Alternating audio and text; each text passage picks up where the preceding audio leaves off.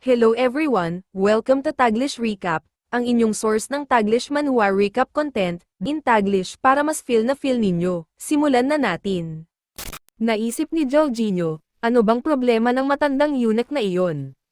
Bakit parang may galit ito sa kanya kahit ngayon pa lang sila nagkakilala? Dinala pa siya sa tirahan ni Luis, pero dapat naman ay wala siyang panganib, di ba? Habang nag-iisip kung ano ang dapat gawin, naisip ni Jorginho na naroon na ang inspector, at ayon sa karaniwang etiketa, tiyak na haharanggan siya sa pagpasok. Pero bigla niyang napagtanto na nagpapanggap naman siyang isang walang silbing pabaya, kaya't bakit niya kailangan sundin ang mga patakaran at etikete nila. Kaya't tumakbo siya papunta sa tirahan ni Molo Osho, sinasabing tuloy-tuloy na siya. Pagdating ni Jorginho doon, may mga sundalong nakabantay sa harap ng tirahan ni Molo Osho. Tinanong siya ng mga ito kung anong pakay niya doon. Nakita ni Jorginho na mukhang naghihintay na ang mga ito sa kanya, pero bahay naman ito niya. Nagdahilan si Jorginho na maganda ang panahon kaya gusto niyang maglakad-lakad at magpahangin habang nag-a-appreciate ng mga bulaklak. Sinabi ng mga sundalo kay Jorginho na restricted ang lugar na iyon. Tinanong pa siya ng isang sundalo kung alam ba niya na bawal siyang makipagkita sa ikatlong prinsesa bago sila ikasal. Dagdag pa nito, kung ang pakay lang niya ay ang mga bulaklak, bakit hindi na lang siya pumunta sa ibang lugar na may mas maraming bulaklak? Mukhang maton ang mga sundalong iyon, kaya't napaisip si Jorginho kung ano ang gagawin niya. Papasok ba siya ng sapilitin? Pero kung gagamitin niya ang kanyang espiritual na kapangyarihan, mabubunyag ang kakayahan niyang mag-cultivate. Galit na galit si Jorginho at sinabi sa kanila na sila ang nagpilit sa kanya na gawin ito. Tinanong niya ang mga sundalo kung narinig na ba nila ang body refining technique na pagpasok sa likod. Nabahala ang mga sundalo sa narinig, sabay krus ng mga daliri ni Jorginho at sumigaw siya ng pangalan ng technique, as splitting. Pinasok ni Jorginho ang dalawang daliri niya sa maselang bahagi ng mga sundalo. Pagkatapos ay buong yabang niyang sinabi ang pangalan ng kanyang atake, isang espesyal na teknik na tinatawag na Tusan Years of Death. May mga ibang sundalo na dumating at sumisigaw kay Jorginho, ipoprotektahan namin ang puri ng ikatlong prinsesa. Sinundan sila ni Jorginho at tinanong, bakit niyo pinoprotektahan ang puri ng asawa ng ibang tao? Samantala, sa resting room, sinabi ng eunuch na si Hai kay Duke Zhao na siya ay mananatili muna sa Zhou residence ng ilang sandali at hiningi ang kanilang mabuting pagtanggap. Tinanong siya ni Duke Zhao, saan nang galing ito? Sabay dagdag, pamilya naman tayo dito. Sinabi ni eunuch kay Duke Zhao na ang ikalawang araw ng ikalawang buwan ay maswerteng araw, kaya't bakit hindi gawin ang kasal sa araw na iyon? Tinanong niya si Duke kung ano ang tingin nito. Magalang na sinabi ni Duke Zhao na may isang buwan pa bago ang kasal at wala siyang pagtutol, kaya iaasa niya sa kanyang kamahalan ang desisyon. Naisip ni Duke Zhao, na parang pwede pa siyang tumutol sa isang desisyong itinakda ni Jishinggi, ang maliit na halimaw na iyon. Sinabi ni Yunikay na ayos na, at may isa pang bagay. Tinawag niya si Nali at her buyer na lumapit. Dumating ang dalawang magandang babae. Sinabi ni Yunikay kay Duke Zhao na ang dalawa ay narito upang tulungan ang batang master sa kanyang trial marriage. Pagkatapos nilang magpalipas ng gabi kay Young Master Zhao, iuulat nila sa korte ang pisikal na kakayahan ni Young Master. Halos nakalimutan ni Duke Zhao ang bagay na ito. Naisip ni Duke na mabuti na lang at iniisip pa rin ni Jishinggi ang kanyang reputasyon kaya't dalawang magagandang dalaga ang ipinadala para subukan ang kanyang anak. Kung dalawang matandang katulong ang ipinadala, baka napilitan pang magpakitang gilas si Zhao Jinyo nang mas maaga kaysa inaasahan. Bigla na lang may sumigaw, may nangyaring masama.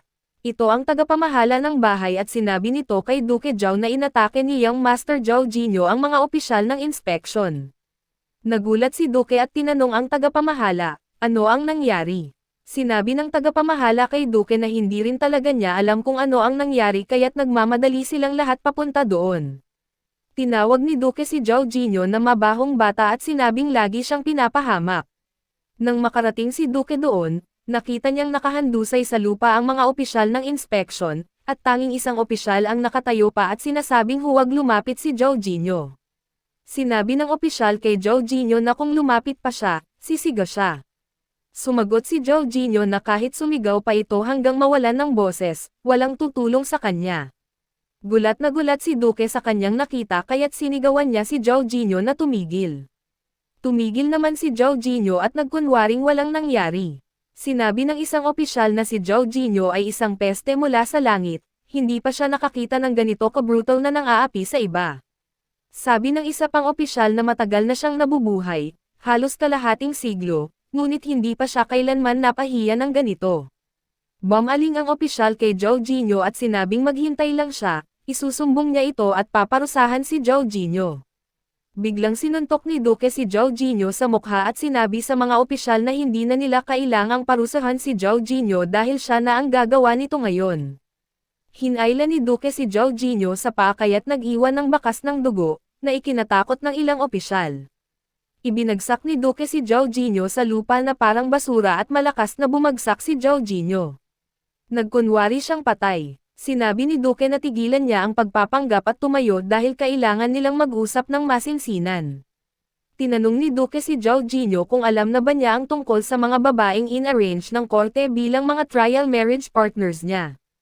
Tiyak na hihilingin ng korte na kumpletuhin ang trial marriage sa loob ng ilang araw. Kaya ba niyang gawin ito?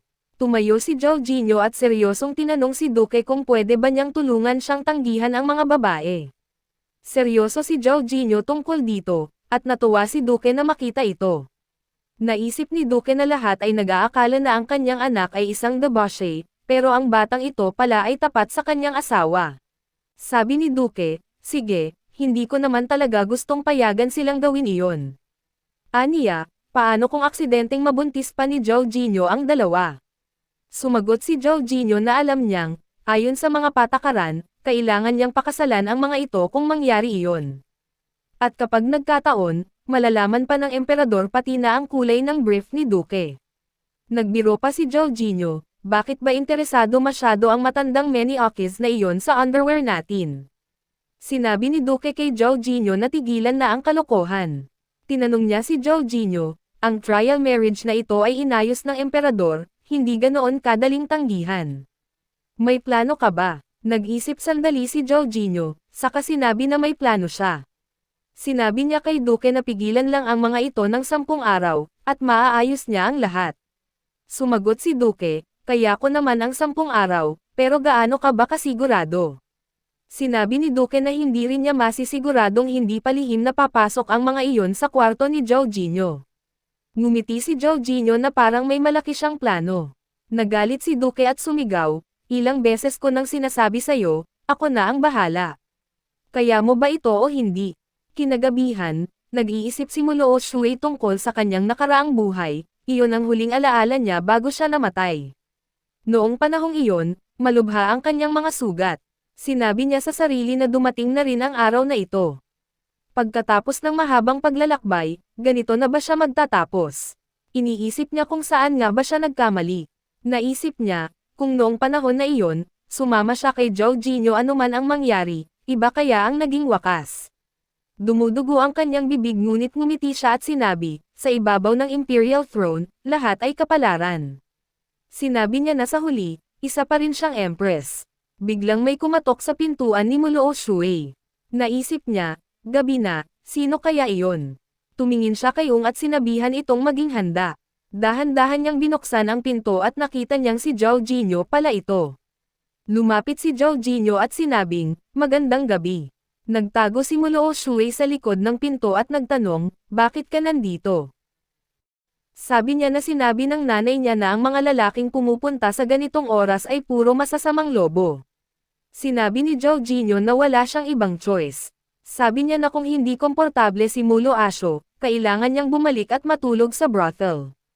Tumawa si Ung kay Jorginho, iniisip na ginagamit niya ang mga ganitong klaseng murang paraan. Para kay Ung, hinahamon ni Jorginho ang kamatayan. Ang pamilya ni Muloo Asho ay may respeto sa mga babae, kaya't hindi niya pinapalampas ang ganitong mga salita tungkol sa brothel. Hinatak niya ito at sinabi, huwag kang umalis. Tinanong niya si Jorginho kung mas magaling ba ang mga babae sa brothel kaysa sa kanya.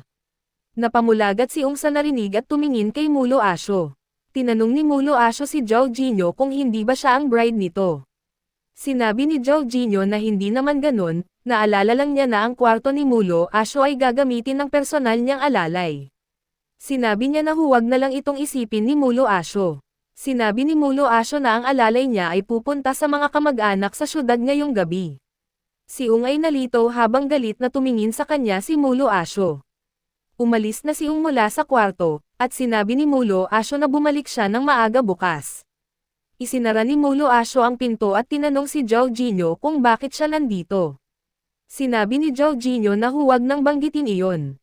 Sinabi niya kay Mulo Asho na may pinadala ang palasyo na 2 alalay para sa trial marriage.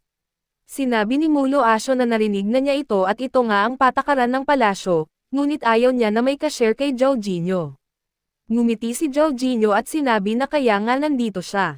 Sinabi niya na basta manatili siya dito ng ilang gabi at isipin ng mga opisyales ng palasyo na ayos na ang lahat, hindi na nila kakailanganin ang mga alalay para sa trial marriage. Sinabi ni Jorginho na excited siyang makita ang itsura nila kinabukasan paglabas niya sa kwarto. Nang magpapaalam na siya kay Mulo Asho, naalala ni Jorginho nang sinaktan siya ni Mulo Asho kaya't nagpa siyang matulog sa kabilang kwarto. Habang papunta siya sa kabilang kwarto, nag-isip si Mulo Asho kung talaga bang nandito siya para matulog lamang.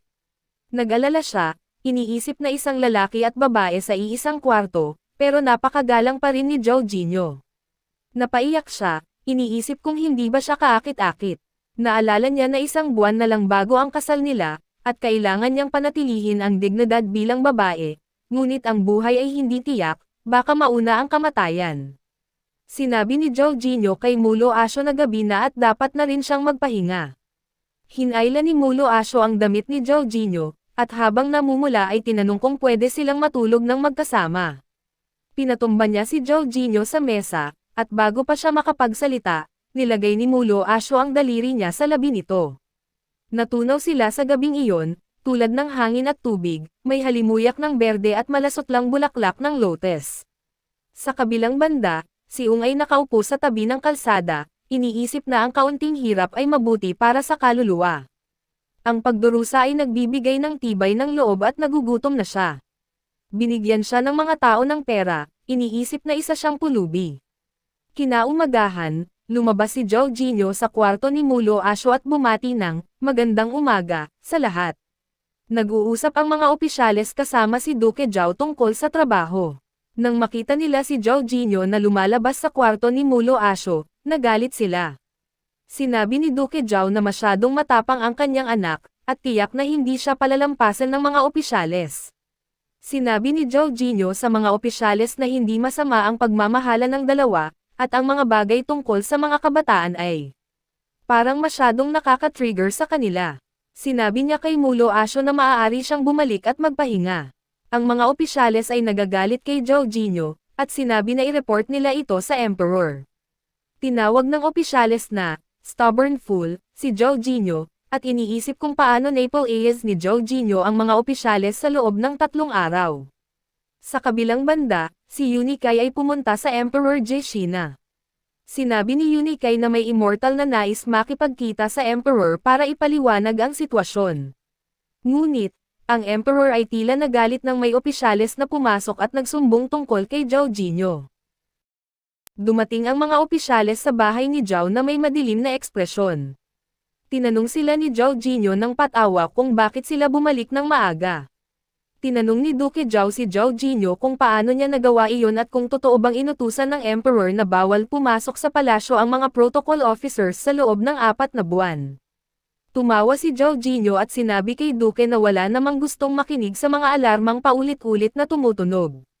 Sabi niya, ito ang tinatawag na pangalawang beses na hangina, pangatlong beses na napagod. Tinanong siya ni Duque kung paano siya naging ganito kakumpiyansa kahit na si Duque lang ang nakakaalam nito ngayon lang. Sinabi ni Jorginho na may espesyal siyang channel ng impormasyon, at ang tinutukoy niya ay ang Imperial Consort. Habang naglalakad, sinabi ni Jorginho kay Duque na hindi na muli silang guguluhin ng mga protocol officers maliban na lang kung gusto nilang magalit ang Emperor at maputulan ng ulo. Sinabi niya na nagawa na niya ang lahat at pwede na siyang matulog ulit. Habang naglalakad sa hallway, iniisip ni Jorginho na nag-share na sila ng kama, pero ang dummy niyang asawa ay tila inosente pa rin. Iniisip niya na hindi pwedeng ganito ang sitwasyon nila sa hinaharap, kailangan ba niya itong palakihin na parang anak? Samantala, si Duke Zhao naman ay iniisip na si Zhao Jinyo ay naasikaso na ang mga protocol officers at mga trial marriage maids nang hindi na niya kinailangan pang makialam. Ngayon na naisip ni Duke, hindi naman talaga niya masyadong naalagaan si Zhao Jinyo, pero ganito na siya kakakayahan bago pa niya ito namalayan. Iniisip ni Zhao Jinyo na ang mga tao ay madalas nagsasabi na kapag nalasing, lumalabas ang tunay na ugali. Kung malalasing si Mulo Asho, baka mailabas niya ang tunay niyang pagkatao. Naisip ni Duke na ngayong araw ay magdadala siya ng 2 bote ng masarap na alak para makipag-inuman sa anak niya. Pero bago pa siya makarating sa kusina, lumabas si Zhao Jinyo mula doon bitbit ang 2 bote ng alak. Nang hindi makita ni Duke ang kanyang iniingatang alak, sumigaw siya, "Nasaan na ang alak na itinago ko ng matagal?" Nagising si Ung mula sa kanyang higaan, may sakit siya matapos bumalik nung gabing iyon at hindi siya nakapagpahinga ng maayos hanggang kahapon. Ngayon lang siya nakakuha ng sapat na tulog. Sinabi niya na lahat ng ito ay para sa Spirit Lord. Pinuntahan niya si Mulo Shu at sinabing maglalakad-lakad siya sa labas sandali. Sabi naman ni Mulo Shu na okay lang. Biglang lumitaw si Zhao Jinyo sa likod ni Ung habang may dalang 2 bote ng alak. Tahimik na sumisigaw si Ung sa loob niya. Natuwa si Mulo Shu nang makita si Zhao Jinyo at sinabing napaka-espesyal ng pagkakataon na ito, kasi si Ung ay nagsabi ring bibisitahin niya ang kanyang mga kamag-anak ngayong gabi. Habang nakangiti, tinanong ni Mulo Shu si Ung kung tama ba ang sinabi niya. Napilitang sumagot si Ung nang may pagkadismaya, "Oo, tama iyon." Inilapag ni Zhao Jinyo ang alak sa mesa at niyaya si Mulo Shu na uminom kasama niya. Sinabi ni Mulo Shu na hindi siya marunong uminom, pero pinakalma siya ni Zhao Jinyo at sinabing ang alak na iyon ay kayamanan ni Duke na hindi basta-basta inilalabas. Sinabi niya kay Mulo na ngayon ay iinuman nila ang alak bilang pagdiriwang sa kanilang kasal ng mas maaga. Nang marinig ni Mulo na para sa kasal nila ito, agad niyang kinuha ang baso at ininom iyon ng isang lagok. Makaraan ang kalahating oras, nakaupo si Mulo Shu matapos ubusin ang 2 bote ng alak. Bigla niyang tinawag si Zhao Jinyo na malaking tanga at sinabing gusto pa niyang uminom. Nagulat si Zhao Jinyo na ubos na agad ang 2 bote ng alak. Inisip niya na nalasing agad si Mulo Shu pero patuloy pa rin itong umiinom. Sinabi ni Zhao Jinyo kay Mulo Shu na uminom muna ng tsaa para magising siya ng konti. Sinabi niyang doon na lang muna sila magtatapos sa araw na ito at hindi dapat niya pinagsimulan ng masamang balak ang inuman. Inaya niya si Mulo Shu na magpahinga ng maaga at sinabing babalik siya bukas para muling makita ito. Pero lasing na si Mulo Shu at hindi na naintindihan ang sinasabi ni Zhao Jinyo. Hinawakan niya si Zhao Jinyo at sinabing kailangan nitong manatili. Habang namumula, sinabi ni Mulo Shu kay Zhao Jinyo na samahan siya. Napahiya si Mulo Shu habang tumatawa at sinabing magpapalipas ng gabi si Zhao Jinyo doon. Hinayla ni Zhao Jinyo si Mulo Shu at sinabing siya ay isang lalaking may prinsipyo at isang kagalang-galang na tao, kaya paano niya sasamantalahin ang iba. Ngunit sa sumunod na sandali, siya ay humiga rin sa tabi ni Mulo Shu para patunayan ang kanyang ugali. Inisip ni Zhao Jinyo na ang pagnanasa at kasiyahan ay bahagi ng likas na pagkatao ng tao. Biglang tumunog ang kanyang kampana, at nagtanong si Zhao Jinyo kung bakit hinahanap siya ni Blue Sparrow sa ganitong oras. Lumabas si Zhao Jinyo ng kwarto na halatang pagod, at si Blue Sparrow ay dumating na may dala-dalang balita. Sinabi niya na may emerhensya, may malaking grupo ng mga tao na papalapit sa kanilang clan, na nakapwesto sa Chalcedony Mine. Malaking bilang sila, at tila sila ay mula sa Northern Wilderness. Sinabi ni Zhao Jinyo na pupunta sila at titingnan ang sitwasyon. Natuwa si Blue Sparrow dahil ang mataas na pari ay personal na haharap sa problema. Inilabas ni Zhao Jinyo ang kanyang maskara at espada. Sinabi niya na tila sawa na sa buhay ang mga barbaro mula sa Hilaga. Samantala, isang malaking hukbo ang patungo sa spirit mine ng Witchcraft Clan. Ang hukbo ay mula sa Ancestral Spring Clan. Sa loob ng isang karwahe, isang puting buhok na babae ang nagtanong sa kanyang master kung bakit sila sumusunod sa mga utos ng isang bata, na tumutukoy kay Mulo Shu.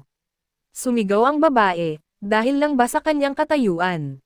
Tinanong siya ng kanyang master na si Yui Shen, isang dakilang general, kung hindi ba niya sa tingin ay karapat-dapat si Mulo Shu.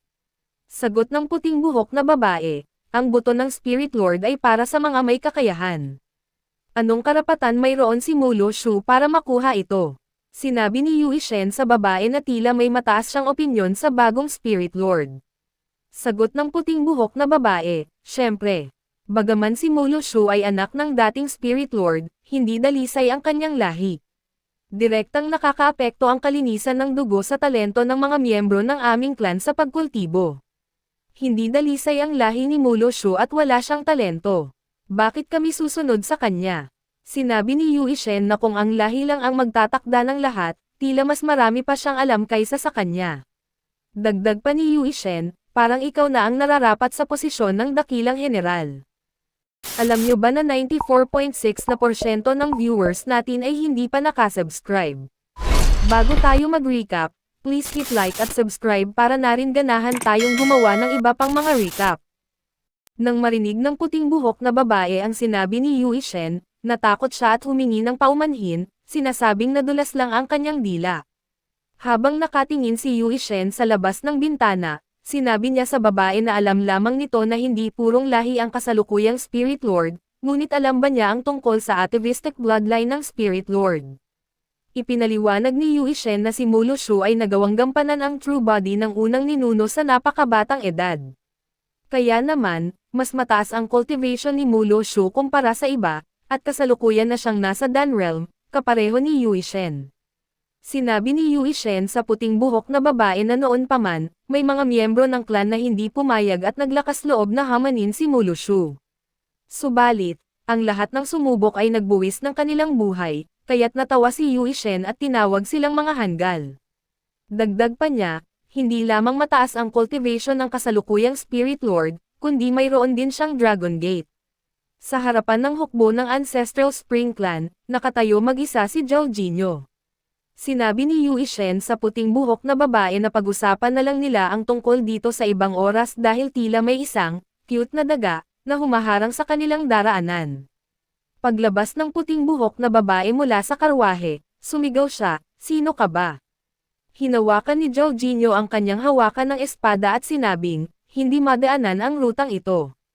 Pakiusap, bumalik kayo." Hinailan niya ng bahagya ang espada at nagbanta, "Kung hindi, magkakaroon ng dugo sa bawat sulok." Nang mapansin ni Zhao Jinyo na ang babae ay may puting buhok at pulang mata, inisip niya, sila ba ay mula sa Ancestral Spring Clan?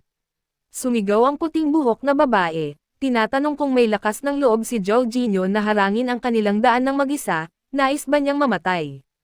Inalala ni Zhao Jinyo ang kanyang nakaraang buhay, kung saan si Mulo Shu ay naging bihag ngunit nailigtas ng Ancestral Spring Clan. Bagaman wala pang koneksyon si Mulo Shu sa kanila sa kasalukuyang buhay, sila pa rin ay mula sa iisang clan. Inurong ni Zhao Jinyo ang kanyang espada at sinabing, ang Witchcraft Clan mine ay hindi nyo na dapat inaasam. Pinoprotektahan ko ito. Ang puting buhok na babae ay ngumisi at sinabing, isang hanggang mula sa Witchcraft Clan. Tumalon siya sa ere at sinigawan si Zhao Jinyo ng, "Mamamatay ka." Sabay nagpakawala ng mga spiritual knives patungo kay Zhao Jinyo. Ngunit bago pa tumama ang mga spiritual knives kay Zhao Jinyo, hinuli niya ang isa sa mga ito at ginamit iyon upang sirain ang iba pang mga knives. Sinabi niya sa puting buhok na babae na huwag masyadong mainip at sinabi pang bihira niyang gastuhing patawarin ang iba. Nabigla ang babae, iniisip na, paano ito nangyari? Bigla siyang naglaho sa harap ni Zhao Jinyo at lumitaw sa likuran niya. Galit na tinanong kung minamaliit ba siya ni Zhao Jinyo. Inatake niya si Zhao Jinyo ng isang malakas na sipa na nagwasak sa lupa. Ngunit nang tumingin siya pababa, wala roon si Zhao Jinyo. Habang hinahanap niya si Zhao Jinyo, bigla na lang itong lumitaw sa likod niya. "Narito lang ako," sabi ni Zhao Jinyo. Hinuli niya ang binti ng puting buhok na babae at ibinato ito pabalik sa kanyang mga kasamahan, dahilan upang bumangga siya sa karwahe. Nasalo siya ni Yui Shen bago pa tuluyang bumagsak. Sinabi ni Yui Shen sa puting buhok na babae na masyado siyang padalos-dalos at humingi ng paumanhin kay Zhao Jinyo, sinasabing immature pa ang batang iyon at sana ay patawarin siya nito. Sinabi ni Zhao Jinyo na walang problema at hinawakan ang hawakan ng kanyang espada, nagbabantang, dito na nagtatapos ang laro. Inisip ni Zhao Jinyo na kung masyadong tatagal ang kanilang laban, Maaakit nito ang atensyon ng mga tao mula sa kapital. Hinugot niya ang kanyang espada na nag-aalab ng spiritual energy at sinabi, mula ngayon, ang sinumang tatawid sa linyang ito ay mamamatay. Sa isang simpleng palo ng kanyang espada, gumawa siya ng malalim na linya sa lupa na naghihiwalay sa kanya at sa mga kalaban. Namangha ang mga sundalo at napagtantong si Zhao Jinyu pala ay isang mainland immortal. Galit na sinigawan sila ni Yue Shen, sinasabi, bakit kayo natatarante? Pagkatapos ay nagsimulang tawagin ni Yue Shen na, Sir, si Zhao Jinyu, sinabing may pambihirang kapangyarihan siya at nagtanong kung pwede bang pagbigyan silang huwag na makipag-away. Iniisip niya, paano nagkaroon ng isang mainland immortal sa maliit na Chalcedony mine na ito? Tahimik lamang si Zhao Jinyu. Inisip ni Yue Shen na dahil malapit sila sa kapital, kung magpakita ng lakas si Zhao Jinyu, tiyak na maaakit ang mga hugoo na nananatiling tahimik sa kapital. Kahit pa siya isang mainland immortal, mahihirapan siyang humarap sa sabay-sabay na paglusob ng maraming hugoo. Habang iniisip ni Yue Shen ang mga posibilidad, nagpa siya siyang subukang alamin pa ang intensyon ni Zhao Jinyu. Sinabi ni Yue Shen kay Zhao Jinyu, minsan, mas mabuting patawarin na lang ang isang tao kaysa magpatuloy sa paghahanap ng pagkakamali. Habang nagsasalita siya, isang hakbang siyang sumulong ngunit agad ding umatras. Tinignan niya ang linya na ginawa ni Zhao Jinyu gamit ang espada at napansin niya ang matinding kapangyarihan ng espada kahit sa simpleng guhit na iyon. Naisip niya, ano ang klaseng sword intent, ito? Nakakatakot kahit malapit lang sa linya na ito. Napagtanto ni Yue Shen na tunay ngang isang mainland immortal si Zhao Jinyu. Habang nanginginig si Yue Shen, naisip niya, si Zhao Jinyu ay napakapanganib. Para siyang hari ng impyerno. Bumalik siya ng ilang hakbang habang humihingal ng malalim. Tinanong siya ni Zhao Jinyu, makikipaglaban ka ba o hindi? Ngunit labis na siyang natakot at hindi makaimik. Ang lahat ng mga nasa paligid ay nagulat sa reaksyon ni Yue Shen. Yumuko siya sa harap ni Zhao Jinyu at nagpasalamat sa hindi nito pagpatay sa kanila, sinabing sana'y palayain na sila. Alam ni Zhao Jinyu na apektado ang emosyon niya sa sitwasyon. Naisip niya na hindi naman ito walang benepisyo, mas magulo, mas magiging mabuti sa kanilang plano, lalo na kung may kaugnayan ito sa kapital. Kinabukasan, bumalik si Ong at nakita si Mulo Oshua na nagmumura. Bumalik na ba ang iyong master? Tanong ni Ong nang makita ang galit ni Mulo Oshua. Tinanong niya kung ano ang nangyari.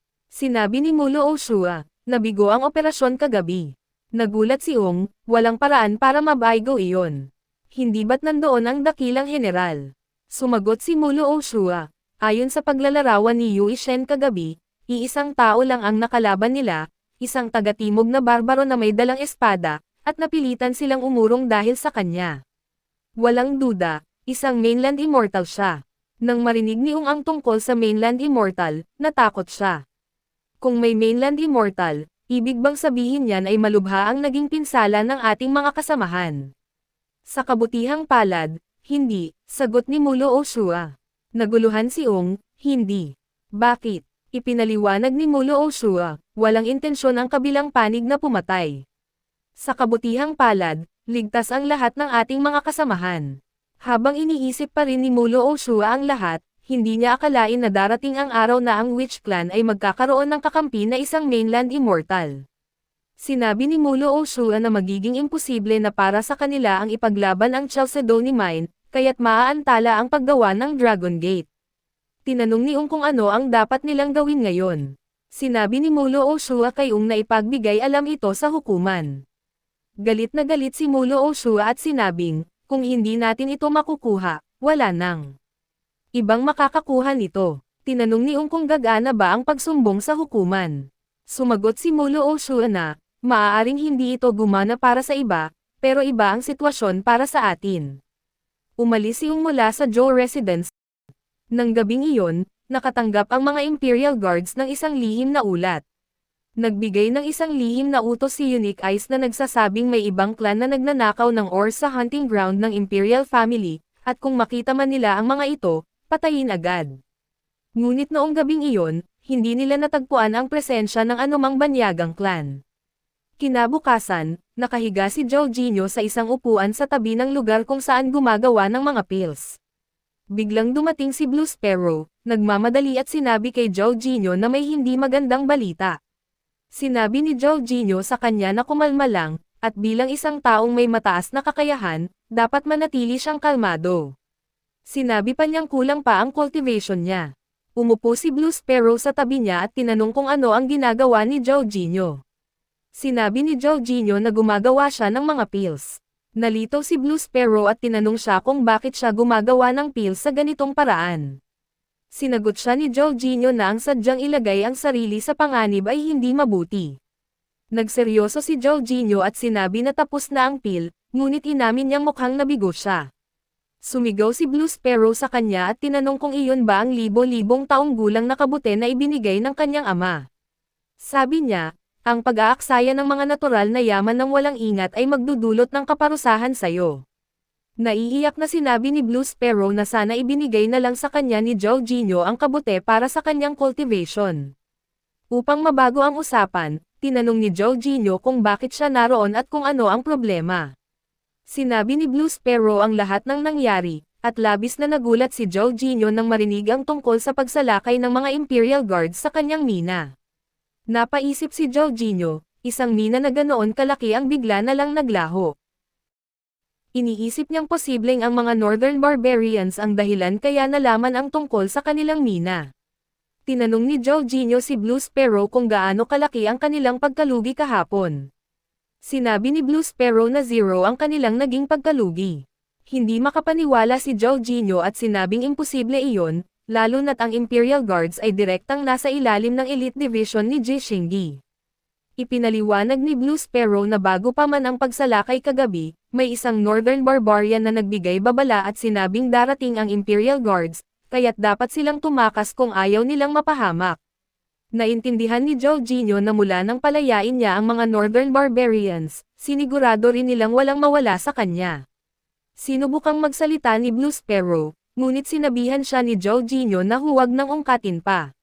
Sinabi niyang kamakailan lang niya binigyan ng isang saksak si Tian Yazi, at ngayon, pati ang Chalcedony Mine ay nadiskubre na. Mabuti pang magpa-low profile muna sila sa ngayon. Naisip ni Jorginho na ang pagkabigo sa sitwasyong ito ay dulot ng kanyang biglaang kabaitan, at sa susunod ay hindi na siya magiging ganoon kawin. Ngunit masaya rin siyang isipin na ang leader ng Northern Wasteland ay isang kahanga-hangang tao. Magandang magkaroon sila ng pagkakataong mag-usap. Napansin ni Blue Sparrow na papalapit si Mulo Oshoy kay Jorginho mula sa likod. Hindi ito napansin ni Jorginho, na iniisip na kahit hindi pa niya alam kung ano ang itsura ng nasabing tao, paano nga ba sila magkikita ng ganoon kadali. Biglang huminga ng malalim si Mulo Oshoy sa tainga ni Jorginho at tinanong kung ano ang iniisip niya. Nagulat si Jorginho at tinanong kung bakit bigla siyang naroon. Ngumiti si Mulo Oshoy at sinabi na may mahalaga siyang sasabihin sa kanya. Napahiya si Blue Sparrow sa kanilang pagiging malambing ng ganoon kaga sa umaga. Umupo siya sa balikat ni Jorginho, at nang makita siya ni Mulo Oshoy, sinabi nitong, ang cute naman ng ibong ito. Pwede ko ba siyang hawakan? Naiinis si Blue Sparrow at naisip na, itong hanggal na babae na ito, hindi pa ba sapat na ginulo niya ang mahalagang pag-uusap ng High Priest at ako? Nagulat si Blue Sparrow nang marinig niyang pinayagan ni Jorginho si Mulo Oshoy na hawakan siya, at sinabi pa niyang, mahilig itong ibon na ito na alagaan ng mga tao. Dahil dito, agad hinawakan ni Blue Sparrow ang sarili at mabilis na nilayo ang sarili mula kay Mulo Oshoy. Nagulat si Jorginho sa bilis ng galaw ni Blue Sparrow at naisip, ito ba ang explosive power ng isang babae kapag nakatagpo ng cute na hayop? Habang kinakalabit ni Mulo Oshoy ang mga pisngi ni Blue Sparrow, tinawag niyang cute si Blue Sparrow, kaya't lalo pang naiinis si Blue Sparrow. Sa isip niya, sinasabi niyang, lumayo ka na, Mulo Oshoy. Sumagot si Mulo Oshoy na alam niyang ang isang espiritual na hayop tulad ni Blue Sparrow ay may katalinuhan at nagugustuhan din niya ito, ngunit dahil alaga siya ng kanyang asawa, siya na ang mistress nito. Kaya't tinanong pa ni Mulo Oshoy si Blue Sparrow kung bakit hindi niya nalang tanggapin ito at maging maingat. Nabigla si Blue Sparrow sa narinig, iniisip niyang, mga salitang ito, kaya bang sabihin ng isang taong may isip ng bata. Sinubukan niyang iparating kay Jorginho na nadaya siya ni Mulo Oshoy. Ngunit hinawakan siya ni Mulo Oshoy sa magkabilang braso at sinabing kung hindi siya titigil sa galaw, gagawin siyang pampaganya para sa dinner. Mas lalo pang natakot si Blue Sparrow. Tanong ni Mulo Oshoy kay Jorginho, ang cute ng ibong ito, pwede ko bang alagaan ito ng ilang araw? Habang pilit na nagpapadala si Blue Sparrow sa mga siko at sinasadyang nagpapadala ng signal kay Jorginho upang iligtas siya, sinabihan siya ni Jorginho na maaari niyang kunin kung nais ni Mulo Oshoy. Tinanong ni Jorginho si Mulo Oshoy kung ano ba talaga ang problema na tinutukoy niya. Sinabi niya na baka hindi na magsalita ang mga protocol officers laban sa kanya, ngunit tiyak na may mga hindi magandang usap-usapan pa rin. Dahil dito, tinawag ni Mulo Oshoy si UNG at inabot kay Jorginho ang isang maliit na regalo. Sinabi ni UNG na ito raw ay isang sachet na ginawa ng kanyang misis. Nang makita ito ni Jorginho, napansin niya ang itim na bilog sa ilalim ng mga mata ni Mulo Oshoy, na nagbigay sa kanya ng kakaibang reaksyon.